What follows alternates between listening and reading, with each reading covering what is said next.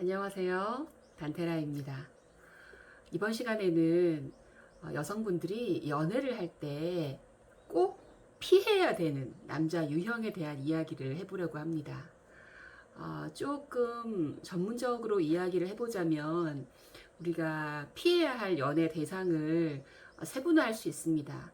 우선은 인터넷상에 굉장한 악플이 달리고 있는 네, 회피형 애착 유형을 가진 남자분들이 있을 수도 있고요. 그리고 교류 분석에서 말하는 게임을 하는 유형도 있을 수 있고, 또 나르시스트 유형, 뭐 여러 가지 유형이 있을 수 있지만 우리가 뭐 이거에 대해서 전문적으로 다 알아야 할 필요는 없고요.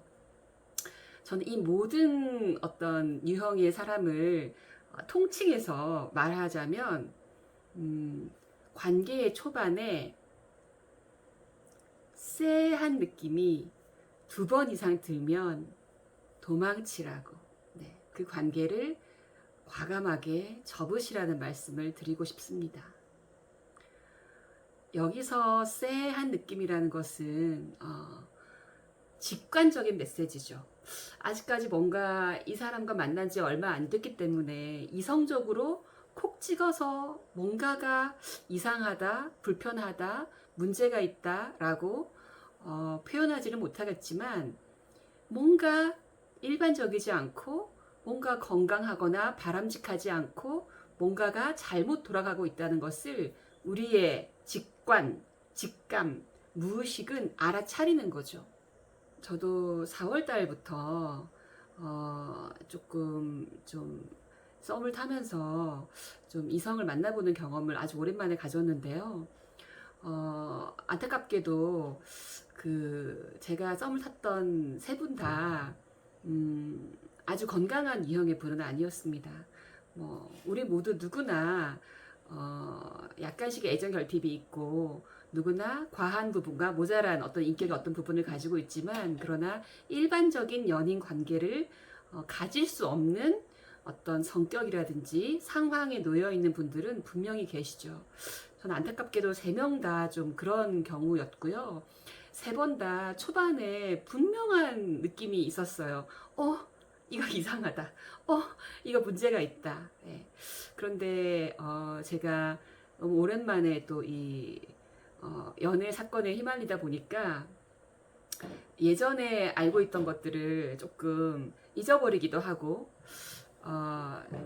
내가 또 마음 공부를 하는 사람이니까 내가 바뀌면 내가 노력으로 이 사람을 좀 품어줄 수 있지 않을까, 이런 생각들을 하기도 하고, 무엇보다 이미 그 사람에게 좀 연민의 감정이 생겨버려서 내가 이렇게 감싸주고 싶은 마음이, 사랑이 시작된 거죠. 그래서 조금 금방 끝난 관계도 있고 조금 길게 갔던 관계도 있는데, 결국은 네, 제가 견디지 못하고 이별을 택했거든요. 물론 그 과정에서 얻게 된 경험들이 있지만 너무나 힘들고 너무나 많은 에너지 낭비를 해야 되는 경험이기 때문에 굳이 그런 만남을 가질 필요가 없는 거죠. 네. 수많은 그 문제가 있는 성격의 분들을 만난 여성분들의 댓글처럼 그냥 도망치는 게 네, 제일 현명한 답입니다. 첫 번째로 만난 분은 전형적인 회피형 애착 유형을 가지고 계신 분이었어요. 회피형 애착 같은 경우는 제가 예전에 만났던 분들 중에서 같은 케이스가 있었기 때문에 제가 빨리 알아챌 수 있었죠.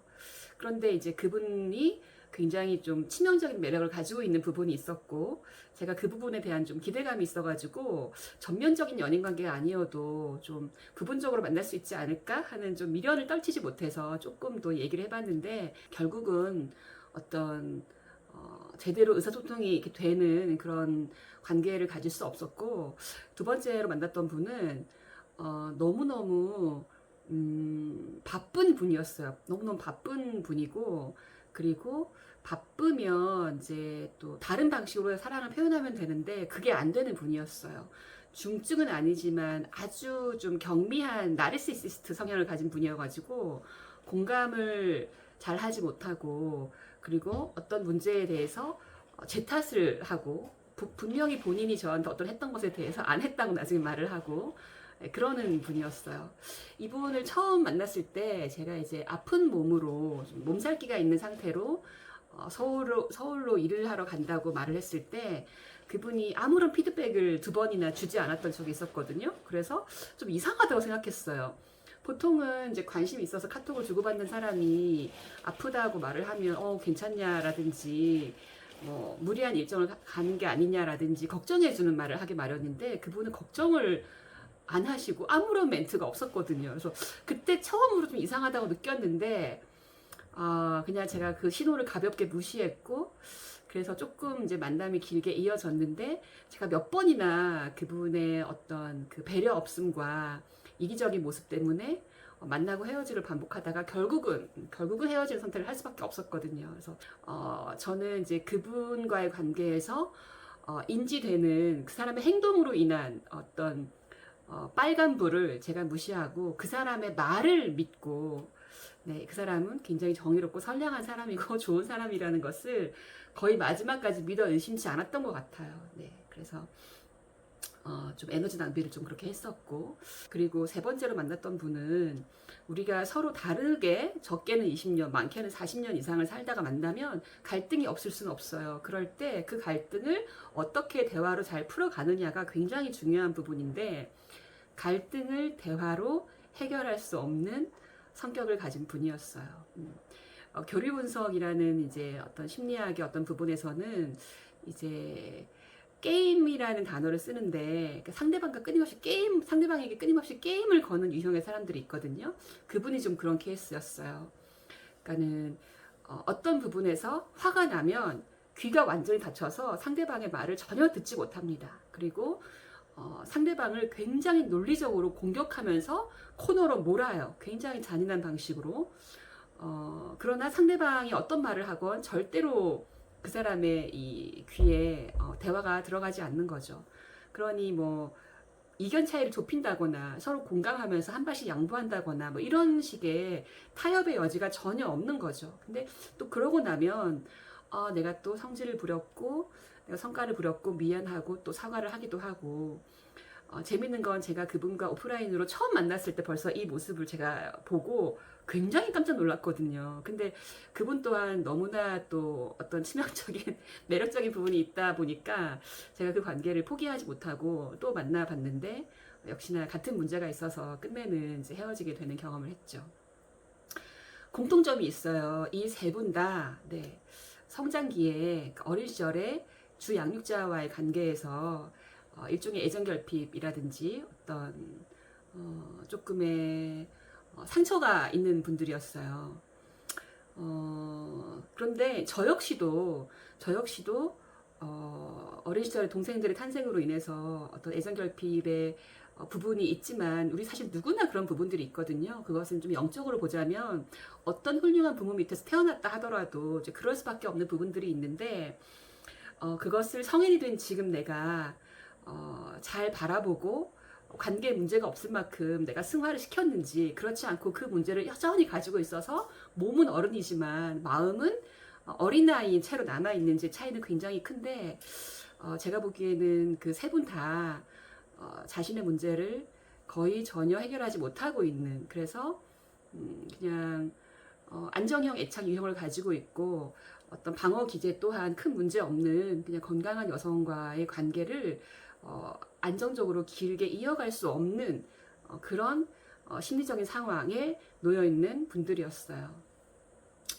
그래서 제가 여러분께 드리고 싶은 말씀은 에너지 낭비를 최소화하기 위해서 쎄한 느낌이 사실 한 번만 들어도 저는 도망치라고 말씀을 드리고 싶어요. 왜냐하면 절대 그 쎄한 느낌이 그냥 드는 게 아니거든요. 그래서 그게 2번, 3번 반복될 텐데 그러나 우리가 또 어떤 혹여나 있을지 모를 실수를 예방하기 위해서 한 번 정도는 넘어가고 그러나 2번 이상하다.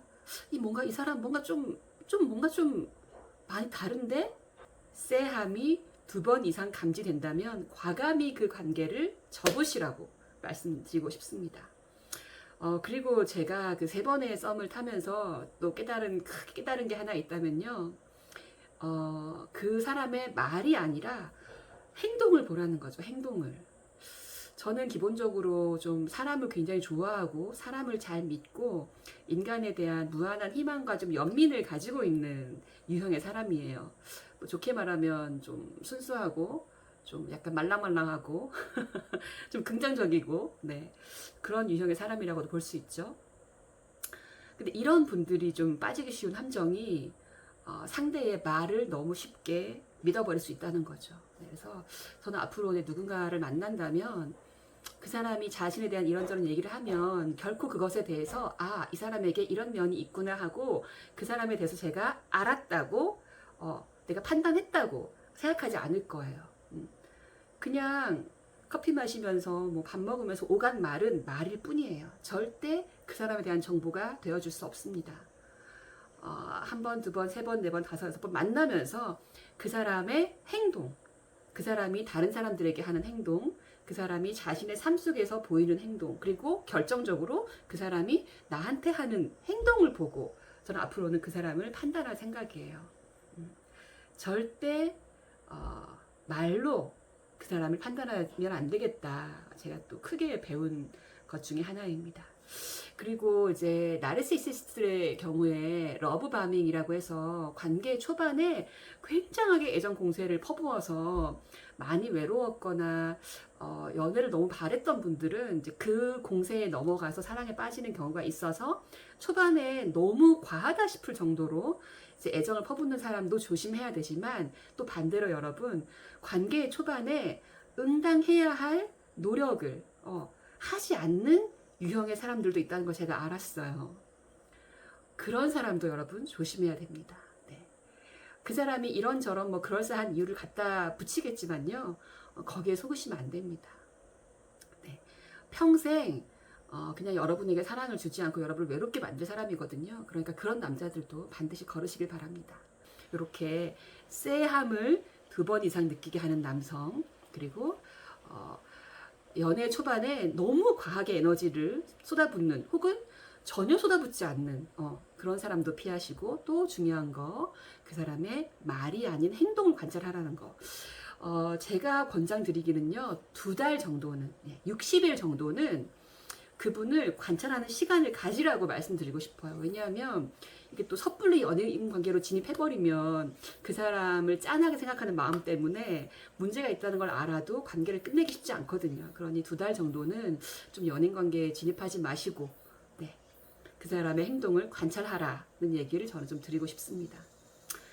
그게 아니라고 연인 관계가 되었다면 가슴이 아프겠지만 시간이 흐를수록 더 큰 아픔이 기다리고 있기 때문에 과감하게 관계 초반에 관계를 접으시라는 말씀을 드리고 싶네요. 자, 여러분 이런 말이 있죠. 나를 죽이지 못하는 것은 나를 강하게 만들 뿐이다.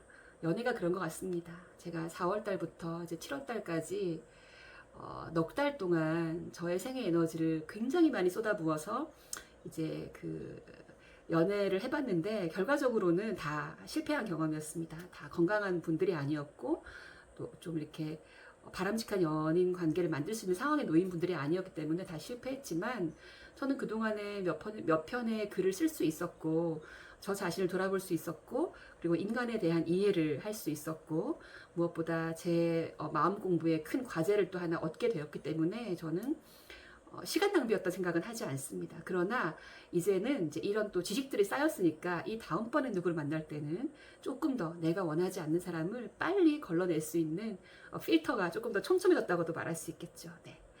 근데 뭐 직접 경험을 하지 않고 다른 사람의 체험을 내 것으로 만들 수 있다면 그건 정말 지혜로운 사람이죠.